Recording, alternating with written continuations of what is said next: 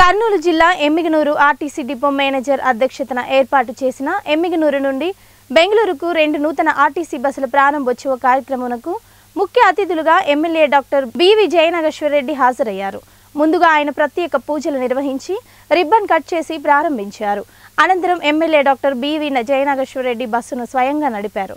ఈ సందర్భంగా MLA doctor BV Jayanageswara Reddy మాట్లాడుతూ ఆర్టీసీ బస్టాండ్కు వస్తే మా తండ్రి కీర్తిశేషులు మాజీ మంత్రి బివి మోహన్ రెడ్డి గుర్తుకు వస్తున్నారన్నారు.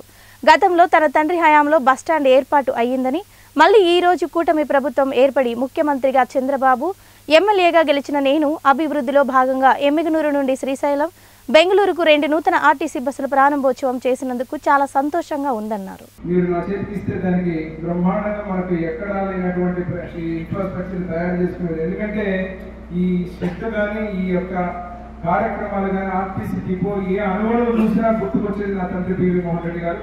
ఆ రోజు వారు చేసినటువంటి పునాది మళ్ళీ కూడా తెలుగుదేశం ప్రభుత్వ హయాంలోనే జరిగిన అభివృద్ధి తప్ప ఇంకెక్కడా జరగలేదు. మరొక్కసారి ఈరోజు ఎమ్మిగనూరు నియోజకవర్గ ప్రజలందరికీ శిరస్సు వచ్చి పాదాలకు నమస్కారం చేస్తున్నా.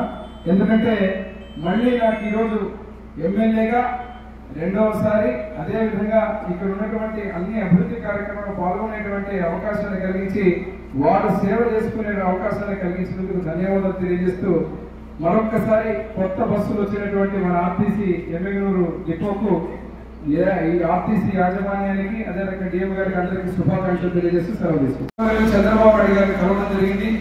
ఇక్కడ ఒక శుభవార్త ఏమంటే, మీరు అడిగిన దాంట్లో 4 అంశాల్లో ఒకటి, నేను నేషనల్ హైవే మనకు బళ్ళారి టు కోడుమూరు, కోడుమూరు టు అంటే Yemmiganur to Kurnool, NH to NH అనేది ఇవ్వాలనేది ఒక ప్రత్యేకమైన దృష్టి పెట్టి ఈ రోడ్ ఏదైతే ఉందో మన ఎమ్మిగనూరు నుంచి కర్నూలు పోయేటువంటి అద్భుతమైన 4 లైన్ రోడ్డు మనకు రాబోతా ఉంది.